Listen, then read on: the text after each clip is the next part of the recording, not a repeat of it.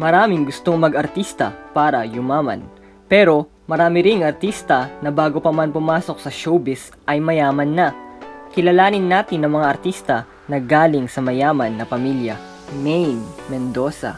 Napakabilis ng pagsikat ng superstar na si Maine Mendoza. Tinadhana na maging love team sila ni Alden Richards at dahil sa kanilang matinding chemistry na sobrang nakakakilig, biglang nakilala sa buong Pilipinas ang kanilang mga pangalan. Paniguradong napakataas na ng talent fee ni Maine ngayon. Pero kahit pala hindi siya sumikat, magiging maalwan pa rin ang kanyang buhay. Nagmamay-ari ang kanyang pamilya ng maraming Shell gas stations sa Bulacan. Ang kanyang ama naman ay isang engineer at entrepreneur na may-ari ng isang construction firm na gumagawa ng mga kalsada sa Metro Manila. Ivana Alawi. Kakapirma lang ni Ivana Alawi ng kontrata kasama ang ABS-CBN noong February 2020. Pero kahit pa hindi siya mag-artista, magiging marangya pa rin ang buhay niya. Yan ay dahil pinamanahan siya ng kanyang mayaman na ama ng iba't ibang properties. Pero heiress ka, di ba? Tagapagmana. Actually, kasi parang apat kami magkakapatid, pero sa akin niya pinangalan lahat.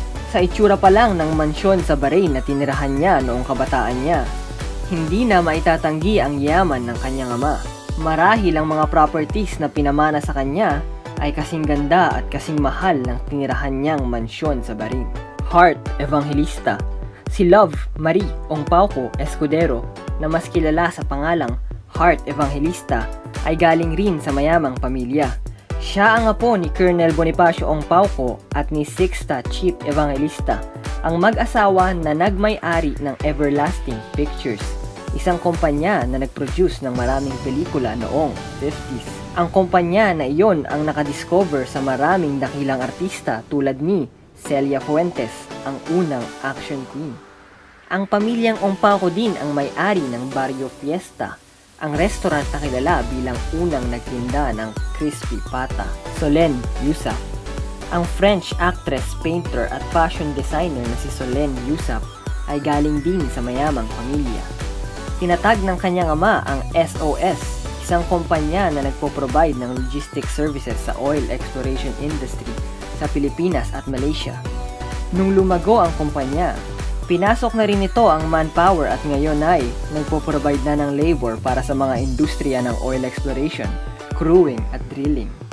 May mga proyekto rin ito sa iba't ibang sektor tulad ng petrochemicals, mining at construction. Slater Young. Si Slater Young ay kilala bilang winner ng Pinoy Big Brother Unlimited.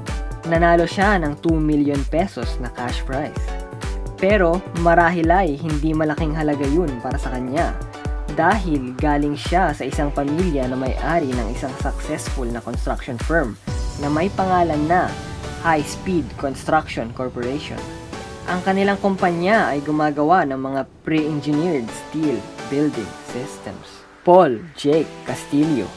Nakagamit ka na ba ng efficacent oil, bioderm o casino alcohol? Kung ang sagot mo ay oo, nagamit mo na ang produkto ng International Pharmaceuticals Incorporated, isang kumpanya na pagmamay-ari ng pamilya ni Paul Jake Castillo.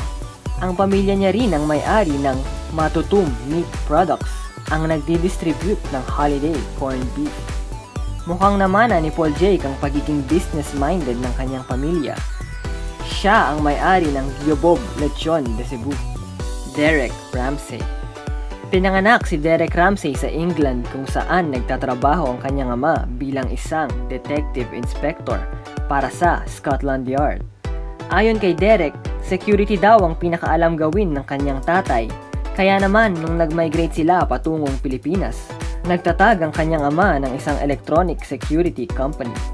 Ngayon, ang mga Ramsey ay mayroon ng mga property sa Tagaytay, Palawan at Batangas. Enzo Pineda.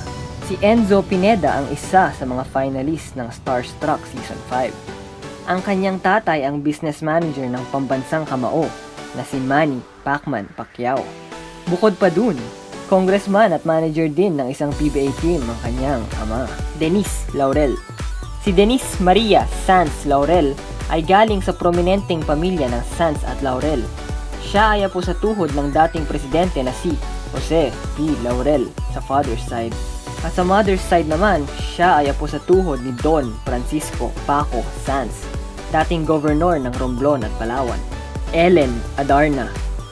Bago pumasok sa showbiz si Ellen Adarna, nagtatrabaho siya para sa business ng kanyang pamilya na may kinalaman sa hotel at construction.